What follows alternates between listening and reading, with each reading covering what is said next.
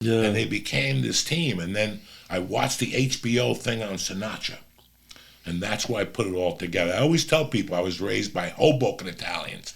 Because pretty much everybody I hang out with, from the Barones to Messinas, Right. Delanos, they're all from Hoboken. It's said that those Hoboken Italians used to get tortured by the Irish. Yeah. They were not allowed to go up by 9th Street. They weren't allowed to pass 9th Street, the Irish.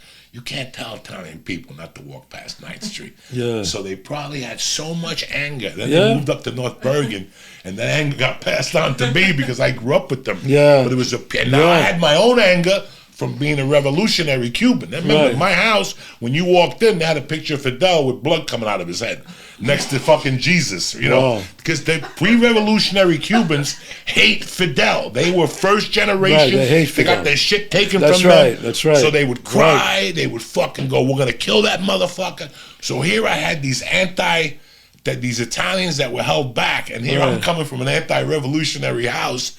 It's a perfect fucking combination in heaven. For anger. For anger and throwing things and robbing trains and fucking lighting bowls on fire. Like a lady in our neighborhood had a little bowl in the house with goldfish. Every night we put liquid fire on it and light it on fire. We burned the fucking goldfish. Every morning the chick had fish and chips for breakfast. I mean, it was fucking crazy. You know, and I learned that heart that they had. And even now, I've moved back here now to Jersey, and there's a lot of Staten Island Italians. I've been here 2 years. I've not heard the language of Italian. You haven't? No. Wow. These generations didn't pass that. No, we didn't do it. See, my mother, father, they said, hey, pissed me the fuck off. We're Americans now. We don't speak that language. And my mother did the same thing. They did that to me. My mother also said, outside you got to speak English because you're an American. Right. In here, we're still Cuban. See, my kids, he's learning Italian. My daughter speaks Italian. My wife speaks Italian. All three except me. I'm the only one. I'm the only one. Fucking believe that? You didn't take it in high school, nothing like that? Yeah, but I was terrible in high school. When I went to Bronx Community College, I went to the community college. I started learning. I started applying myself to better myself. Well, when I was in high school, I just wanted to fuck around with girls, fuck around with my friends. It was terrible. And you went to college. What'd you major in? Did you? Drama. Did you? Yes. Oh, I always wanted to be an actor. Okay. Always, even when I was like 10, 11. 10, 11 years old, because I saw, I remember my mother used to take me to the movies, and I saw Marlon Brando, and a few years after it came out, I saw it on TV. My mother showed me Marlon Brando on the Waterfront, which was my best movie of all time for me. And I just always wanted to be an actor. I just always wanted to be an actor. And I wanted to write. I used to write poetry back then. I wrote lyrics for songs, and I knew what I wanted to do, and that was it. And you were part of musician also. I was a singer in the band. I wasn't a musician. No. But I would write lyrics. I had a hit song on the R&B charts. Went to number 28. A group called the song was Meet the Beat. I can't remember the group. They did, all black group that did it. I just can't remember them. But for RSO Records. But it went to 28. Didn't make any money. I got fucked out of it. But that's all right. Back then they just said, yeah, give him a fucking cheese sandwich. And so I didn't do that, but no. But I enjoyed writing. I always wrote. I always write short stories and things. And then obviously what happened was when I couldn't make it anymore. But everybody knows the story. I wrote Bronx Tale, and my career just took off. It just exploded. It just fucking exploded. Did you see it coming? No, I wrote Bronx Tale to get an agent. I had to get an agent. No, not at all. No. I just said I got to get noticed. I got fired. I was working at this fucking club bouncing because I ran out of money. I guess when I got to LA, I hit it. I mean, I got hot for about a year and a half. Hill Street Blues, Dallas. I did a bunch of shows. I did a TV movie. And then I ran out of money. I started running out of money again. And finally, I was working at a door, and this guy comes over to me, and he really snobby motherfucker. He treated me like, he goes, come on, don't you know who I am? And when I work a door, and you tell me, don't you know who I am? That's like the kiss of fucking death. I said, yeah, you're the guy who's not getting in tonight. That's all. And he goes, you'll be fired in 15 minutes. And I said, fuck you, I'll be fired. 15 minutes later, the owner comes out because he was making a, who was it? Swifty Lazar. Swifty Lazar was the biggest agent in the world. And I just told him he can't come into his own party. It was his party. That's why he wanted to get in there.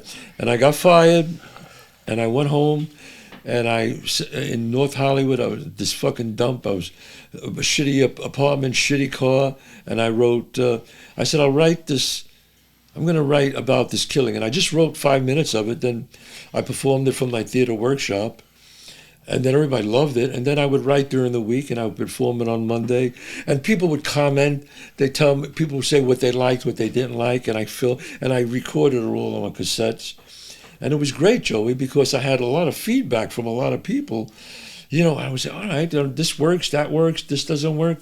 And after a year, I had this 90 minutes of a one-man show.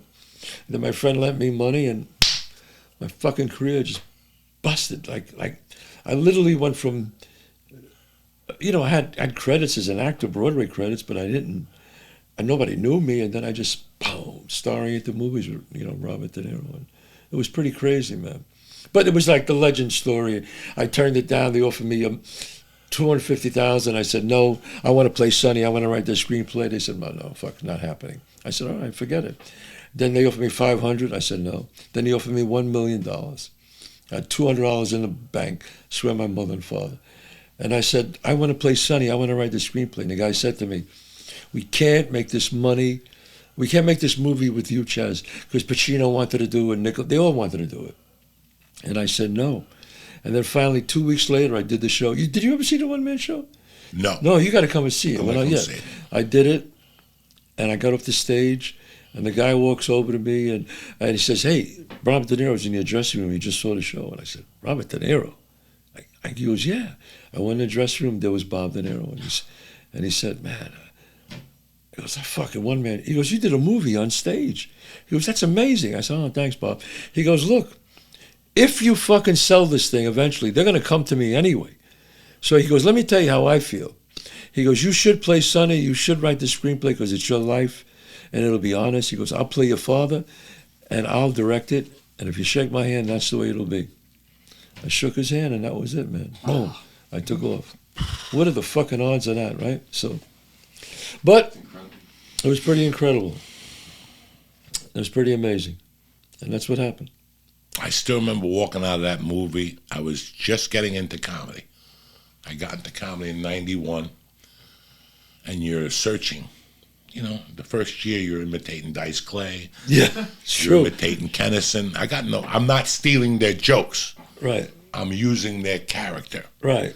You know, you're just trying to feel your world. Right. I'm doing Kennison one week. I'm doing Dice the other week. You're doing Eddie Murphy one week. Yeah. I went back to Pryor, you know, that style of, you know, sure, talking about drugs. One week you're talking about pussy. And I used to wear a suit like Lenny Clark. You're trying to find your voice. You have to find. It takes about 2 years to find your voice. So true. And I come to New York. I'm out of money in Boulder. I'm divorced. I'm out. I mean, I'm just out. And I call my brother, come to see Caucus, stay here, and I start hustling in the city. And it's I start doing spots in the city, and I'm getting spots. I'm okay, you know. And one night I had nothing to do, and I went to Guttenberg to the fucking Galaxy building there on a Saturday night, and I walked in to see your movie. God's honest truth. Yeah. When did that movie come out? 93 or 94. I saw it in like 93. Yeah. It had to be 93, August, yeah, September. Around there. Because I left New York in October. Because by watching your movie, it gave me a plan. First of all, between me and you, I was going to shoot you. Because I felt you stole my idea. Because my mother died and I got raised by Italians, so somewhere in Do you know how many people have said that to me? You know how many people have said I had comics say to me, what was that comic's name? I think he passed away recently. He said, you stole my fucking act. You stole my fucking act. Big Petey, Louie Petey, Fat Joe. Oh, Dom Herrera used to say. No, it wasn't Dom. It wasn't Dom because I love Dom. He's great. I can't think of the guy's name. But he told people, you told that guy I'm suing that motherfucker. And I said, you know what? Fucking sue me. Leave me alone. I mean, every Italian neighborhood, there was always a fat guy, a small guy, a big guy. You know what I mean? Everybody thinks, you know, Steven Spielberg said one thing, I'll never forget it. He said, success, he goes, failure, he goes, success has one father, failure is an orphan. You know, when every movie he ever said he made, somebody fucking...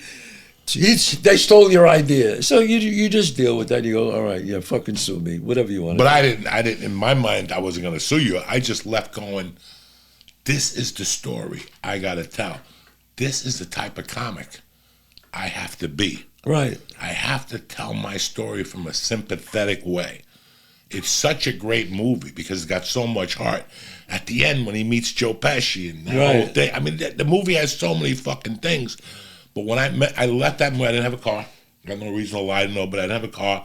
I probably had $8 in my pocket, and I walked home going, now I have a direction. Jesus, You really? know, I have a direction where to take this. I know that what I have in my heart, the story I have in my heart to tell, is going to work from watching your story. Yeah. When I became a comic, I was dirty, I was older, so nobody really dug me. But I always knew in the back of my mind, if I got a chance to tell my story, I'm going to eat these motherfuckers up alive. I got to tell my story and how it connects and what happened. As soon as I used to watch those boxing things inside the HBO, you know, inside, before somebody's going to fight. Right, yeah, 24/7. 24/7. I might hate you, Dante. I'm talking to Dante Palmer. I might hate you, Dante, but I'm going to bet your father against you in that fight. But because that show showed me your house, it showed me your wife, it showed me your child, it showed me your pool. It's not just you. I'm going to kill him. My right's a great punch. I'm a bad Italian stallion. No, I got to see the real Dante. Right. So I always knew if I could open my heart up. And that's what happened with you. Yeah. You got to open what was in your heart. Yes. And then and you got to stop the calls. Oh my God. You got to stop the calls. Forget it. I ain't got a heart. I lied. Yeah. I don't know nothing. If you say, if you say, I don't know nothing about here, little Petey. When you say this, when this comes into the whole thing and you put it on the stage, that's it. And there's a difference between killing, like making people laugh, right, and the difference between leaving your heart on stage. Right. Jesus Christ, when you leave your heart, and that's why I can't do comedy no more, because I'm 60. I'm going to die.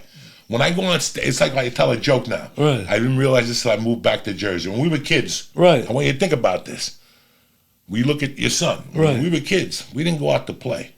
We went out to die. Yeah. When we were 12, you went out to die because your friend said to you, I got a go-kart with no brakes.